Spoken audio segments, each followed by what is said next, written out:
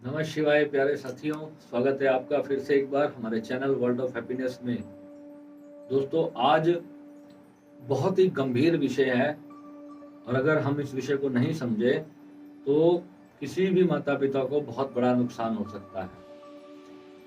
अभी मैंने इस पिछले एक साल के अंदर बहुत सारी ऐसी न्यूज़ सुनी कि जिसमें बच्चों ने आत्महत्या कर ली। पढ़ाई में माता पिता ने उनको प्रेशराइज किया और इस वजह से जो है बच्चों ने सुसाइड कर लिया। क्या प्रेशर इतना हाई हो जाता है बच्चों के ऊपर कि बच्चे जो हैं वो मौत को गले लगा लेते हैं। आप खुद सोचो कि आपका जो उनको समझाना भी कितना खतरनाक हो चुका है। अगर आप बच्चों के फ्यूचर के लिए भी उनको अगर डांट धमका नहीं सकते तो आप सोचो फिर आप क्या करेंगे। कमी कहाँ पर हो रही है, इस कमी को फाइंड आउट करने की जरूरत है बहुत ज्यादा। अगर ऐसे ही सभी बच्चे अगर माता पिता की जरा सी डांट के ऊपर अगर आत्महत्या करने लग गए तो फिर तो आप उम्मीद ही छोड़ दो अपने बच्चों से। फिर आप कैसे अपने बच्चों का जीवन को अच्छा बना सकेंगे? नहीं तो बच्चों को आप कुछ भी नहीं सिखा पाएंगे। अब समझने की बात यह है कि माता पिता से क्या गलती होती है जिसके कारण वो बच्चों को समझ नहीं पाते, बच्चों के मस्तिष्क को नहीं समझ पाते और बच्चा जो है इतना बड़ा जब स्टेप उठा लेता है और उसके बाद माता पिता के पास सिवाय पछतावे के और कुछ नहीं बचता। ये ऐसा मैंने इन घरों में देखा है जहां पर माता पिता जो हैं बहुत ज्यादा कॉम्पिटिटिव होते हैं समाज के प्रति। माता पिता के अंदर एक जुनून होता है कि मेरा बच्चा कुछ बने और वो जुनून जो होता है वो बच्चों को बहुत ज्यादा डरा धमका के रखता है बचपन से ही। जब बच्चा पैदा होता है तो आप उसी समय से ही अपने बच्चों को थोड़ा सा टॉर्चर करना शुरू कर देते हो, बच्चों के अंदर एक कंपटीशन की भावना को डाल करके। और जितना बच्चों के अंदर आप कंपटीशन की भावना को बढ़ा दोगे तो बच्चे जो हैं उस भावना में जीना शुरू कर देते हैं। बच्चे अपना ही एक इल्यूजन तैयार कर लेते हैं कि अगर मैं फेल हुआ तो बस मेरी जिंदगी ही खत्म, यानी कि मैं हार गया। वो हार और जीत जो बच्चे के दिल में बैठ जाती है। आज इस टॉपिक को आपको बड़े अच्छे से समझना पड़ेगा, क्योंकि अगर आप सच में चाहते हो कि आपका बच्चा कुछ बहुत बड़ा बने, बहुत सारी मूवीज, बहुत सारे टीवी सीरियल्स में बहुत सारे डायरेक्टर्स ने अपने अपने दिमाग के अनुसार आप लोगों को सचेत करने की, समझाने की कोशिश की है। अभी पीछे एक 3 इडियट्स मूवी आई थी, उसमें आमिर खान कहता था ना कि कामयाबी के पीछे भागो, स्किल के पीछे भागो, टैलेंट्स के पीछे भागो, है ना। तो उसके पीछे जो डायरेक्टर ने मैसेज देने की कोशिश की थी वो मैसेज क्या था? पर क्या बिना पढ़ाई लिखाई के क्या बच्चों के पास कोई स्किल आ जाएगा क्या? जब बच्चे नोट्सबुक से नहीं पढ़ पाएंगे, किताबें नहीं पढ़ पाएंगे, ज्ञान को अर्जित नहीं कर पाएंगे तो कैसे वो स्किल हासिल कर पाएंगे? कोई भी स्किल हासिल नहीं कर पाएंगे। हमें इतना समझना है, बहुत छोटी सी बात समझनी है कि दुनिया में हम जो क्रिएट कर रहे हैं एनवायरनमेंट, वो हमें मिल चुका, वो एनवायरनमेंट अब बदलने वाला नहीं है। आज मैं देखता हूं, मैं आपको आप बिलीव नहीं करोगे, मेरी पढ़ाई में मेरे एवरेज मार्क्स आते थे 50, 55, 60%, बस इससे ज्यादा कभी नहीं आते थे। परंतु मैं अपने जीवन में हिंदी सब्जेक्ट में बहुत अच्छा था, इंग्लिश में मैं एक एवरेज स्टूडेंट रहा, मैथ में तो जमा बटा जीरो था मैं। तो समझने की बात यह है कि क्या पढ़ा लिखा व्यक्ति ही दुनिया में कामयाब होगा? क्या जो बहुत ज्यादा पढ़ाई लिखाई कर लेगा, बहुत ज्यादा डिग्रियां हासिल कर लेगा, क्या वही कुछ सीख पाएगा? स्कूल किस लिए होता है? आज आप अपने बच्चों को स्कूल में भेजते हो तो उसके बाद भी आपको ट्यूशन की जरूरत पड़ती है। स्कूल में तो कोई पढ़ाई होती नहीं। हमारा शहर का नामी ग्रामीण स्कूल था जिसमें मैं पढ़ता था, पर हमने स्कूल में एक अक्षर की भी हमें किसी भी टीचर ने ये नहीं सिखाया कि हाँ भाई हमें कैसे याद करना है। टीचर ब्लैक बोर्ड पे पढ़ा के जा रही है, बच्चे पढ़ रहे हैं जी, ओके हो गया। हम जो ट्यूशन पे जाकर के शाम को पढ़ते थे उसी के आधार पे हम पास होते थे। क्योंकि अपने को, जब बच्चे को भी खुद को भी होता है कि मुझे पढ़ाई में जो है पास होना है, मेरा एग्जाम पास आ रहा है, बच्चों के ऊपर बहुत ज्यादा मेंटल प्रेशर होता है। आजकल आप लोग बच्चों को मेडिटेशन से तो बहुत दूर रखते हो, अपने धर्म की चीजों से बहुत दूर रखते हो, उनकी खान पान अच्छे नहीं है, उनके ब्रेन की शक्तियां, उनकी सहन शक्तियां वो सब तो है नहीं। और आप बच्चों से इतनी बड़ी बड़ी उम्मीदें रखते हो कि बच्चा 90s में मार्क्स लेकर आए, 98 भी आ जाते हैं तो भी किसी माँ बाप को प्रॉब्लम होती है कि 2% कम कैसे हो गए। मैंने अपनी लाइफ में ऐसे पेरेंट्स देखे जिनके बच्चों के 95% मार्क्स आए और उन्होंने अपने बच्चों को चाटे मारे। मेरी आंखों के सामने एक मेरे दोस्त के साथ ऐसा सीन हुआ था। 95% मार्क्स लाने के बाद वो उसके माता पिता ने उसको 2-3 चांटे मार दिए कि तेरे उस 7 वाले बच्चे से कम क्यों आए।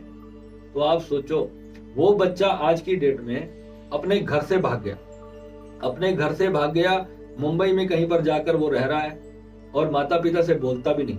आप सोचो कि इस पढ़ाई का क्या फायदा हुआ, जो आपने बच्चे को इतनी जबरदस्ती जो है टॉर्चर कर करके उसको डिग्री लेने पे मजबूर किया। हम बच्चों को स्कूल इसलिए भेजते हैं कि हम उसको एक अच्छा इंसान बना सके, वो पढ़ लिख सके। बच्चों को पढ़ाई ऐसे रखो कि जैसे एक खेल खेलने बच्चे जाते हैं, जैसे डांस क्लास है, जैसे म्यूजिक क्लास है, सिंगिंग क्लास है, ऐसे ही आप बच्चों को स्कूल भी भेज रहे हो, स्कूल भी एक क्लास है। रोजगार करना आज की डेट में इतना आसान है। अगर आप सच में रोजगार के लिए बच्चों को पढ़ाते लिखाते हो कि वो बहुत बड़ा डॉक्टर बन जाएगा, तो डू यू थिंक कि डॉक्टरों की जिंदगी बहुत अच्छी है? कुत्तों से भी बदतर जिंदगी मैंने देखी है डॉक्टरों की। उनके पास अपने लिए 1 मिनट का समय नहीं है बेचारों के पास। कितने सारे डॉक्टर मुझे अपने जीवन में मिले, इन्होंने मुझे कॉल किया, बोले भैया मैं एंजाइटी से परेशान हूँ, मैं डिप्रेशन में हूँ, मैं डॉक्टर हूँ, मैं किसी को बोल भी नहीं सकता कि मुझे डिप्रेशन हो रखा है, मुझे एंजाइटी हो रखी है। बताओ, क्या डॉक्टर बीमार नहीं पड़ते? इतनी कहते हैं, खुद डॉक्टर मेरे एक बहुत अच्छे मित्र हैं, कहते हैं हमारा जीवन तो कुत्तों से भी बदतर है। कह रहे रात को 2 बजे पेशेंट आके बोलता है कि भैया इमरजेंसी है, नीचे आ जाओ।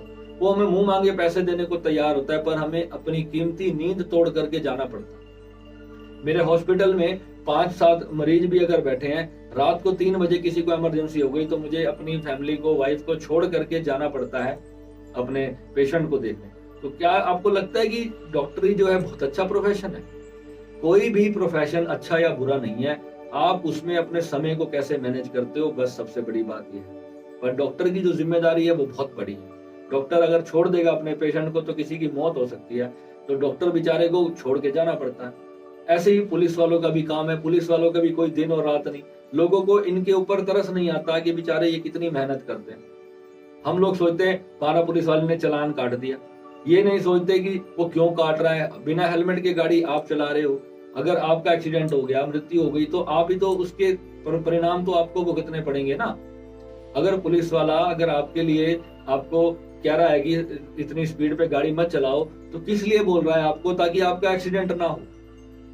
आपकी बॉडी को जब उनको उठाना पड़ता है तो वो सारी तकलीफ उन्हीं को भुगतनी पड़ती है। इसलिए वो लोग जो है पहले ही ऐसी व्यवस्था बना के चलना चाहते हैं। पर कितने लोग हैं जो उनकी बातों में आते हैं? कोई भी नहीं आता।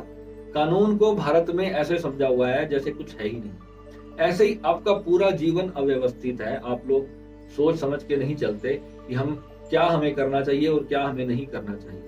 और पढ़ाई को तो इतना ज्यादा मेंटल स्ट्रेस दे देते हो बच्चों को कि बच्चा बेचारा अंदर अंदर, एक छोटा सा बच्चा है 8, 10, 12 साल का, उसको भी कुछ नहीं पता जीवन में कितना कुछ उसको सीखना है। मैं 37 इयर्स का हो चुका हूं, अभी भी मैं ये सोचता हूं कि मेरे पास लाखों चीजें सीखने की पेंडिंग पड़ी हैं जो मुझे अभी सीखनी है अपने जीवन में। सीखने का 1 मिनट भी मैं व्यर्थ नहीं करता। और मेरे पास कोई डिग्री नहीं है, पर सिर्फ सीखता हूं। और सीखने के लिए आपको डिग्री नहीं, डिग्री वाले बंदे चाहिए।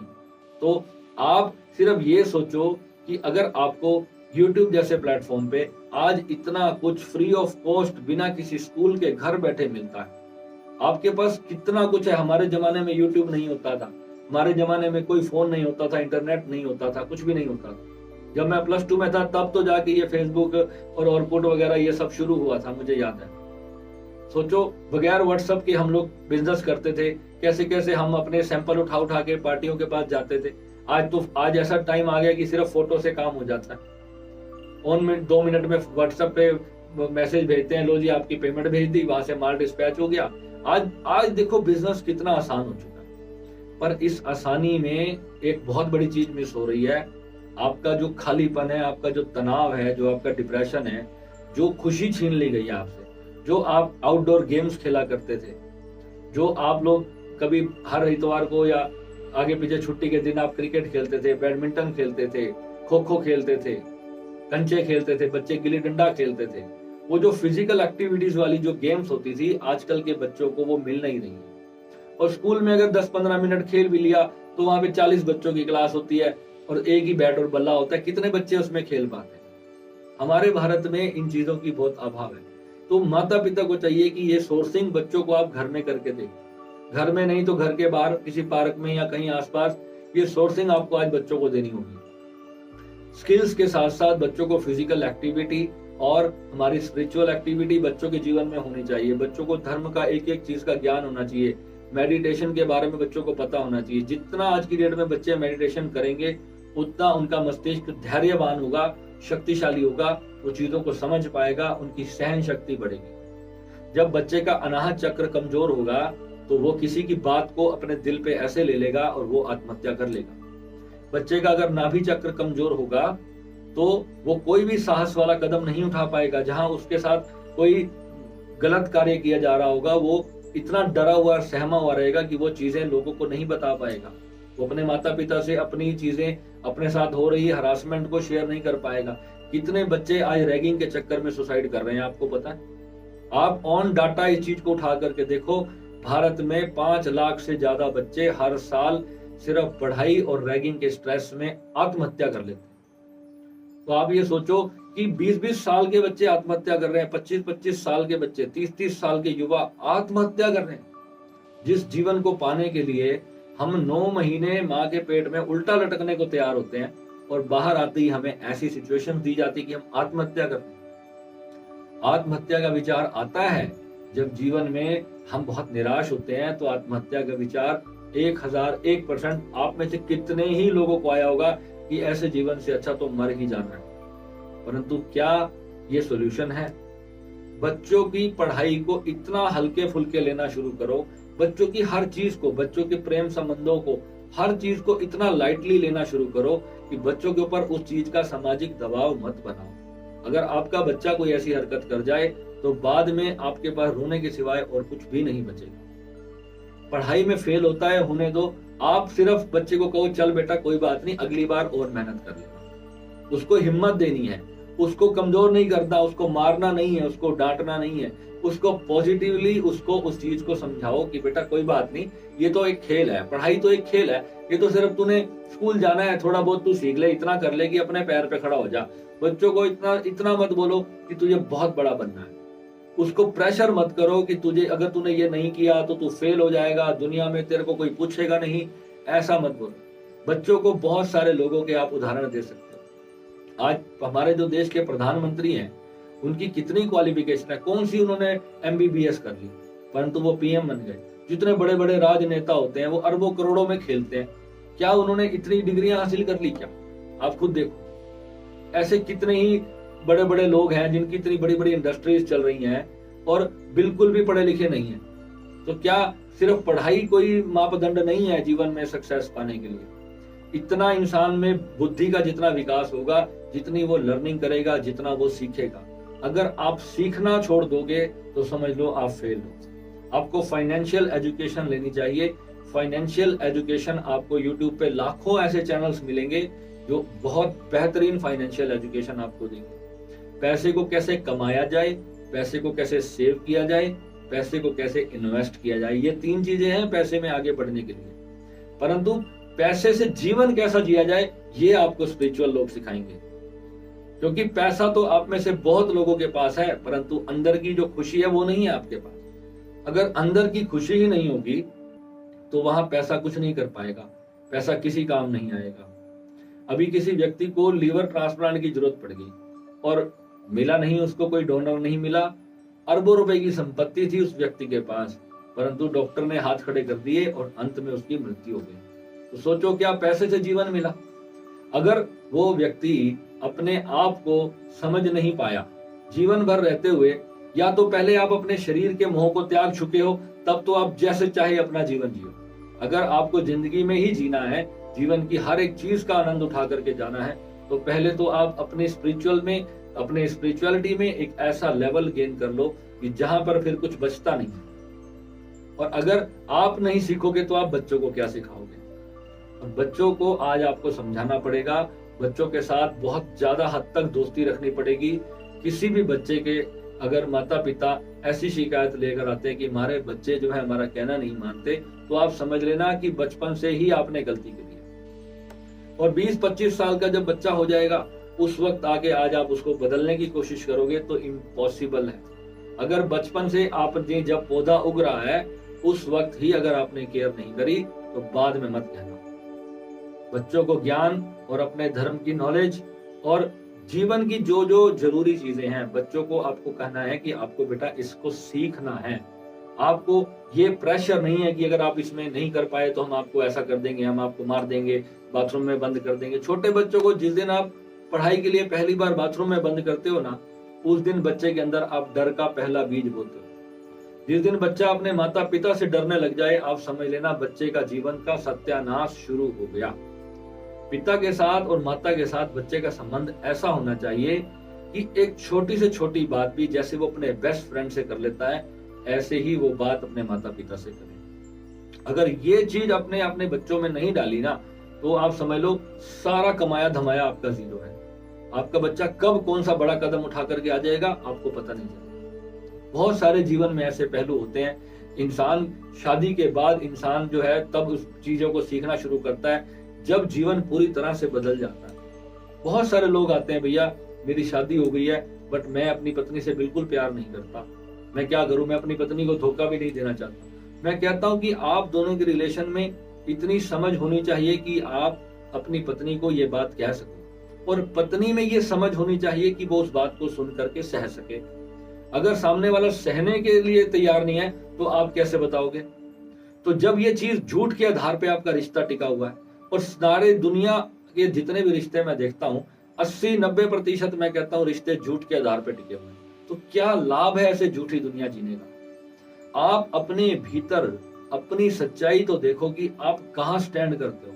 क्या आपका रिश्ता भी झूठ के आधार पे खड़ा है या सच के आधार पे खड़ा है? कितने सच्चे हो आप अपने अंदर से? क्या अपनी जो आपकी जीवन में आपको परमात्मा ने शरीर दिया है, आपका शरीर किसी चीज को लाइक करेगा, किसी चीज को डिसलाइक करेगा। हो सकता है आपका स्पाउस इस चीज को लाइक करे या डिसलाइक करे, आप दोनों अलग हो सकते हो, आप दोनों की विचारधारा अलग हो सकती है, आप दोनों का बैकग्राउंड अलग हो सकता है, पर ये कंपैटिबिलिटी कैसे आएगी? ये कंपैटिबिलिटी आएगी बैठकर डिस्कस करने से, और दोनों एक साथ जब इस सच को समझोगे तब जाकर के एक दूसरे की चीजों को आप समझ पाओगे।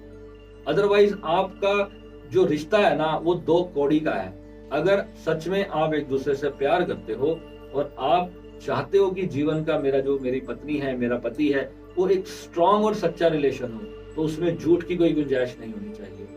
और आप झूठ को जितना भी अपने जीवन में लाओगे ना, आप खुद देखना झूठ आपको जीना दुश्वार कर देगा आपका। क्योंकि झूठ जब हमारे अंदर पड़ा होता है ना, तो झूठ हमें अंदर अंदर कुरेदता रहता है, अंदर अंदर हमें काटता रहता है, हमारी स्पिरिचुअल लॉस करता है। ध्यान करना तो भूल जाए, जो बंदा झूठ बोलता है वो साधना में कभी कुछ पा नहीं सकता। देर सवेर मेरे जीवन में ऐसी कितनी ही चीजें थी, कितनी घटनाएं थी। मेरे जो शादी से पहले मेरी पास्ट लाइफ थी, बहुत सारी मेरी पास्ट लाइफ थी। आप बिलीव करोगे, मैंने अपनी वाइफ को बताया तो मेरी वाइफ हंसने लगी। मेरी वाइफ कहती है मैंने पहला इंसान देखा है जो ऐसी ऐसी चीजें मुझे बता रहा है। मैंने कहा भाई मैं तो ऐसा ही हूँ, मेरे को झूठ के आधार पे जीने मजा नहीं आता, क्योंकि झूठ मेरे अंदर से, मैं अपनी वाइफ के प्रति समर्पित कैसे होऊंगा अगर मैं उसको झूठ बोलूंगा? तो वो मुझे सच कैसे बोलेगी, अपना सच कैसे बोलेगी? यानी कि मैं ही एक झूठा रिलेशन जी रहा हूं, और ये कितने दिन तक चलेगा? और झूठ ही होगा तो फिर मरने के बाद हम ऊपर जाएंगे तब हमें पता चलेगा ये तो इसने मुझे पूरा झूठ बोला था। फिर हम बदला लेने आएंगे, फिर एक और नई यात्रा क्रिएट करेंगे उसी व्यक्ति के साथ, इसने मुझे धोखा दिया। तो ये धोखा आप दे रहे हो, क्यों दे रहे हो आप एक दूसरे को? बच्चे माता पिता से झूठ बोल रहे हैं, गए थे कहीं और बता दिया जी मैं तो वहां गया था, झूठ बोल के आ रहे हैं। कितने बच्चे ऐसे हैं आप में से जो यंग बच्चे होते हैं, क्या सच सच बताना, आप अपने भीतर से सोचना, क्या कितने % लोग ऐसे हैं जो आजकल प्रोस्टिट्यूट्स के पास जाते हैं? क्या बच्चे अपने माता पिता को बता करके जाते हैं क्या प्रोस्टिट्यूट्स के पास जाना? झूठ बोल के जाते हैं। बच्चे बोलते हैं मैं कहीं जा रहा हूं, पहुंच जाते हैं कहीं। क्यों? माँ बाप को ये झूठ क्यों मिल रहा है? क्योंकि माँ बाप रेडी नहीं थे, माँ बाप ने बच्चों को प्रिपेयर नहीं किया ये सच बोलने के लिए, क्योंकि उनके आज हार्मोनल चेंजेस माँ बाप को नहीं पता। माँ बाप अनएजुकेटेड थे, माँ बाप को सिखाया नहीं गया, इसलिए बच्चे माँ बाप को झूठ बोल रहे हैं। अब वहां जाकर के बच्चा कोई गंदी बीमारी लेकर के अपने घर आ जाए या कोई और तरीके की ट्रेजेडी क्रिएट करके आ जाए, तो जिम्मेवार कौन होगा? माता पिता ही जिम्मेवार होंगे, क्योंकि ऐसे हजार चीजें बच्चे करते हैं। मुझे अच्छी तरह याद है, मैं अपने दोस्तों के साथ सिगरेट पीने जाता था, माँ बाप को झूठ बोल करके कि मैं अपने दोस्त के घर जा रहा हूँ, और जा करके छुप के वहां पर हम कहीं सुट्टे बैठ के लगाया करते थे। क्यों? क्योंकि मेरे पिताजी बचपन से मैं देखता आ रहा था, मेरे पिताजी स्मोकिंग करते थे, मेरे दादाजी ने कभी भी इस चीजों को हाथ नहीं लगाया। मैंने ये भी बाद में आकर रिसर्च किया कि स्मोकिंग की जो आदत है वो आप अपने माता पिता से नहीं लेते हो, वो आप समाज से, अपनी सोसाइटी से लेते हो। अगर आपने नहीं देखा अपने बच्चों को तो बच्चा कुछ भी करेगा। और आजकल तो फैशन बना हुआ है, और ये कितनी बुरी आदत है ये हर इंसान जो करता है उसी को पता है। अब ऐसे हजार हजार चीजें हैं जो बच्चे अपने माता पिता से शेयर नहीं कर पाते, जिसकी वजह से बड़ी कीमत चुकानी पड़ती है माता पिता को। और माता पिता को चाहिए ये सारी चीजें समझें, सीखें। कल अभी तमिलनाडु में देख रहा है कि एक लड़की ने सुसाइड कर लिया। रोज आए दिन कोई ना कोई न्यूज ऐसी आती है। उसका कारण क्या है कि हम अपने बच्चों को इतना प्रिपेयर नहीं कर रहे कि वो चीजें झेल सके। और अगर कुछ बुरा हो भी जाता है तो क्या सुसाइड उसका हल है? क्या सुसाइड, किसी महिला का रेप हो जाता है, अब क्या अगर वो जाकर के सुसाइड कर लेती है तो क्या उससे उसका हल हो गया? क्या उससे उसके दोषियों को सजा मिल गई? उसको मेंटल लेवल पे अपने आप को इतना स्ट्रॉन्ग करना होगा। मैं सारी दुनिया की बात नहीं करता, मैं हर बार कहता हूँ कि 100, 200, 500 लोग जो मेरा वीडियो देखते हैं, एटलीस्ट मैं उनको अंदर से सजग कर पाया दुनिया की इन चीजों के प्रति। जो मेरा अनुभव है मैं खाली समय में सिर्फ वही शेयर करता हूँ। आज मुझे एक माताजी का फोन आया, उन्होंने कहा कि मेरा बेटा भैया बहुत नशा करता है, वो गांजा वांजा पीता है, मेरे पति बहुत छोटी उम्र में ही चले गए और वो मेरा बच्चा मेरे हाथ से निकल गया, मैं क्या करूं? वो क्यों कर रहा है बच्चा? आप माता हैं उसकी, अगर आपने समय रहते उस पर ध्यान नहीं दिया इसलिए तो वो ये सब कर रहा है आज की डेट में। मेरे खुद दोस्त का भतीजा है, वो इंजेक्शन लगाता है, बहुत बड़े एक्सपोर्टर का बेटा है, और वो इंजेक्शन लगाता है अपने बाजू में, और जब तक उसको 6-7 इंजेक्शन नहीं लगते उसको नींद नहीं आती। अब उसकी माँ बेचारी खुद पैसे दे करके, नशा खरीद करके अपने बच्चे को इंजेक्शन लगा रही है कि मेरा बच्चा सो जाए। इससे बड़ी दुर्दशा देख पाओगे किसी माँ बाप की? सोचो आप। और करोड़ों रुपए रखने की जगह नहीं उनके घर में, इतना पैसा होगा कि रखने की जगह नहीं, और जवान 15-16 साल का बच्चा जो LSD जैसे नशे करके सोता है। बताओ, आप सोचो उस माता पिता का दर्द सोचो। ये राइट टाइम पे जब आप अवेयर नहीं होगे बच्चों के लिए तो आप चूक जाओगे। मेरी उस एक एक बच्चे के प्रति जिम्मेवारी बनती है, उस हर माता पिता के प्रति मेरी जिम्मेवारी बनती है कि मैं उनको बताऊं, क्योंकि मैंने जीवन में ये देखा है। अगर आज मेरा बच्चा है, मैं अभी से चाहूंगा कि मैं अपने बच्चे को बुराई से रोकूं, और मेरे बच्चे के जो दोस्त भी बने वो भी अच्छे बने, वो भी इन नशों से दूर रहें, वो बुराई चीजों से दूर रहें। ठीक है? तो बच्चों, आपको दोस्तों समझना पड़ेगा कि बच्चे भी वीडियो देख रहे हैं, बड़े भी देख रहे हैं, मेरे माता पिता की उम्र के भी लोग ये वीडियो देख रहे हैं। आप सभी को समझना पड़ेगा कि आपको अपने बच्चों का दोस्त बन के रहना है। उनको इतना अंदर से उनका डर निकाल दो कि अपने जीवन की हर बात वो आपसे कर सके, और वो बचपन से होगा। आप आज बड़े उम्र में आके बच्चों को कहोगे कि बेटा तेरी लाइफ का कोई सीक्रेट है तो मुझे बता दे, कुछ तू ऐसा झेल तो नहीं रहा, तो क्यों परेशान रहता है? ये माता पिता अपने बच्चों से पूछेंगे नहीं तो बच्चे किसको बताएंगे? क्या माता पिता से जरूरी किसी का कोई दोस्त हो जाता है? वो अपने दोस्त को वो बात बता सकता है, माता पिता को नहीं बता सकता। जिस माँ ने जन्म दिया, अगर बच्चा अपनी माँ से अपना सीक्रेट नहीं बताएगा तो किसको बताएगा जाकर के? और माँ अगर बच्चे का सीक्रेट नहीं रख सकती तो समझ लेना वो बच्चे की जिंदगी समाप्त होने वाली है। वो आज नहीं तो कल कोई बड़ा स्टेप उठाएगी और आपको भी छोड़ करके चला जाएगा, क्योंकि वो आपके साथ इतना इमोशनली कनेक्ट नहीं हो पाएगा, वो अपनी बातें नहीं रख पाएगा आपके यहाँ।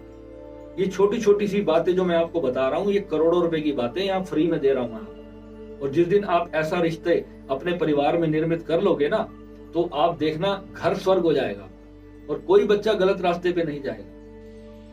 जितना भी बोलूंगा इस टॉपिक पे, ये टॉपिक इतना है, हर रोज नए उदाहरण में देखने को मिलते हैं। कितने भी मैं उदाहरण दे दूंगा कम पड़ेंगे। आप लोग अपने जीवन में, अपने परिवार में आपके जो जो चीजें चल रही हैं, आप खुद उठा करके देखो। मैं अपनी पड़ोस का एक छोटा सा उदाहरण आप लोगों के लिए शेयर करता हूँ, ये आपको बहुत हेल्प करेगा। मेरे एक पड़ोस में एक अंकल रहते थे, उनकी छोटी सी ऐसी कन्फेक्शनरी की शॉप होती थी। मैं वहां जाकर के शाम को रोज कुरकुरे और पेप्सी वगैरह पीता था। उनके साथ मैं बैठता था, बड़ा प्रेम प्यार था मेरा उनके साथ। उनकी बेटी किसी से प्यार करती थी। अब वो अंकल थे, बहुत गुस्से वाले थे, बहुत ईगो थी उनके अंदर, बहुत घमंड था। उनके परिवार के लोग जो थे वो राजनीति से बिलोंग करते थे। अब उनकी बेटी किसी से प्यार करती थी। अब उसकी बेटी ने आगे अपने पिता को कहा वो दूसरी कौम का था, दूसरी बिरादरी का लड़का था जिससे वो प्यार करती थी। और उस पिता ने जैसे ही उसको ये पता चला कि मेरी बेटी किसी और कौम से लड़के से प्यार करती है, उसने जा करके जहर खा लिया और आधे घंटे में सबको पता चल गया कि वो व्यक्ति की डेथ हो गई। और बाद में 1 साल बीत गया, 2 साल बीत गए, उस लड़की ने फिर उसी लड़के से ही शादी करी जिसकी वजह से उसके पिता ने मृत्यु को गले लगाया। अब आप सोचो कि उस व्यक्ति ने ऐसा कदम क्यों उठाया। उस व्यक्ति ने ऐसा कदम इसलिए उठाया क्योंकि वो चीज उसकी नाक का सवाल बन गई थी कि उसकी नाक कट गई, मेरी बच्ची खुश रहे ना रहे पर मैं आत्महत्या कर लूं, और बाद में जो होता है होता रहे। अब उसके मरने के बाद भी तो उस समाज ने देखा ना कि मेरी बिटिया ने उसी लड़के से शादी करी, तो क्या लाभ हुआ ऐसे कर्म करने का। अब मैं उस दिवंगत आत्मा को तो समझा नहीं सकता, परंतु जो आज जो लोग जी रहे हैं और जो ऐसे लोग कर देते हैं ना, कितने लोग होते हैं जो अपने बच्चों को जान से मार देते हैं। ऑनर किलिंग हो रही है हमारे देश में, बच्चों को जान से मार देते हैं अपने बच्चों को। सोचो मेंटल लेवल, सोचो मेंटालिटी कहां जा रही है, किस घास चरने गई हुई है दिमाग आपका कि कहां जा रहा है हमारा समाज। और हम कहते हैं कि हम शांति समाज निर्मित करेंगे, हम प्रेम पूर्ण समाज को निर्मित करेंगे। ऐसा समाज कभी भी निर्मित नहीं हो पाएगा जब तक व्यक्ति से समाज की सोच बदलनी शुरू होगी। हमारी सोच बदलेगी तो हम 10 की सोच और बदलेंगे, 10 से 1000 बदलेंगे, 1000 से लाख बदलेंगे। आप सोचो कि मैं पूरे समाज को बदलने शुरू हो जाऊंगा, ऐसा नहीं होगा। आज आप अपनी जगह पे स्टैंड लेके देखें कि मेरे जीवन में मेरे परिवार के कितने लोग अपनी जिंदगी का हर सीक्रेट मुझसे शेयर करते हैं। क्या आपने उनको इतना अलाउ किया कि वो अपने पास्ट की, अपने बचपन की हर बात आपसे शेयर कर सकें? और क्या आपके परिवार वालों ने इतना आपके साथ कोऑपरेट किया कि आप उनसे अपनी बात कर सकें? अगर नहीं करते तो आप मेरा चुप करके ये वीडियो उनको भेज देना, और ये वीडियो अगर उनकी समझ में आ गया ना तो उस परिवार का तो कम से कम भला होना तय है। फिर ध्यान भी लगेगा, फिर सब कुछ होगा जब मन अंदर से शांत होगा। आधा दुख तो सिर्फ परिवार से बांट लेने से खत्म हो जाता है। ये जो ध्यान ना लगना जो है, ये सबसे बड़ी समस्या है। हमारे अंदर जो दुख होते हैं, हमारी उस वजह से हमारे ध्यान नहीं लगते। हम साधना में बैठते हैं, मन में विचारों का भूचाल चल रहा है और आप ध्यान कर रहे हो, क्योंकि अंदर इतना कुछ स्ट्रेस है। वो स्ट्रेस जब तक आप डायनामिक मेडिटेशन करते हो ओशो की, वहां पे जाकर के जोर जोर से चीखने चिल्लाने से कोई गम नहीं शेयर होगा आपका गम निकलेगा जब आप अपने उस सोल्यूशन पे आओगे। उस प्रॉब्लम का जब तक आपके पास इलाज नहीं होगा तब तक आपके पास कोई सोल्यूशन नहीं होगा। उस दिन वो बात अंदर से साफ हो जाएगी जिस दिन आपको वो चीज मिल गई। आपको जो चाहते थे अब वो घटना घट गई। अब कुछ नहीं मिला, 2 बंदों से, अपने परिवार के माता पिता से, किसी बड़े भाई बहन से जब आप अपना दुख बांट लेते हो, उसी क्षण आपका मन हल्का हो जाता है। बाप आपके कंधे पे हाथ रख देता है, बेटा कोई बात नहीं, टेंशन ना ले, और आ जाएगा। ये नुकसान कर दिया। मैं कितने बड़े बड़े बिजनेस में लॉस करके आता था। मेरे पापा मुझे कहते थे चल कोई बात नहीं यार, अब जो हो गया सो गया। डांटते थे थोड़ा सा, पर अगले ही स्टेप में मुझे क्या कहते थे, चल अब जो हो गया सो गया, अब आगे से ध्यान रखियो। ये जब बात पापा बोलते थे ना मुझे, ये मुझे अंदर से इंकरेजमेंट करती थी कि हाँ कोई बात नहीं यार, लॉस ही तो हुआ है, मर थोड़ी गया हूं, फिर कमा लूंगा। तो ऐसा ही होता है। ये बहुत सारे ऐसे पहलू होंगे जीवन में, छोटी छोटी चीजों का हम लॉस करते हैं। और पेरेंट्स का अगर सपोर्ट नहीं होगा तो बच्चा कभी भी कामयाब नहीं हो पाएगा। अपने बच्चों को कभी भी ऐसा मत बनाओ कि वो आत्महत्या जैसा स्टेप उठा लें। आपको आज के वीडियो में जितना मैं अच्छे से डीपली समझा पाया मैंने समझाया। और ये प्रत्येक बच्चे के प्रति आपका भी फर्ज बनता है। अगर आपके आसपास छोटे बच्चे हैं जो 10, 12, 15 साल के हैं, समझने लायक है, आप उनको मेरा वीडियो प्लीज शेयर करें। ये वीडियो उनको अंदर से इंकरेज करेगा कि वो अपने माता पिता से अपनी बात शेयर करें। अपने माता पिता को, बच्चे अगर देख रहे हैं तो वो भी अपने माता पिता को वीडियो भेजें, ताकि उनके माता पिता उनसे पूछे बेटा तुझे कोई प्रॉब्लम तो नहीं। और आपको बच्चों अंदर से स्ट्रांग होना है। लोगों के प्रेशर में आके, पढ़ाई की टेंशन में आके कभी सुसाइड जैसा कदम नहीं उठाना। ये पढ़ाई कुछ नहीं है, ये सिर्फ इसलिए है कि हम कुछ सीख लें, हम थोड़ा बहुत पढ़े लिख जाएं कि हम अपने जीवन को अच्छे से चला लें, बस दैट्स ऑल। नहीं पढ़े कोई बात नहीं, भाड़ में गई पढ़ाई। ऐसी पढ़ाई के लिए अपनी जिंदगी से थोड़ी खेलना। ठीक है, चलो मिलते हैं अगले वीडियो में। नमस्कार।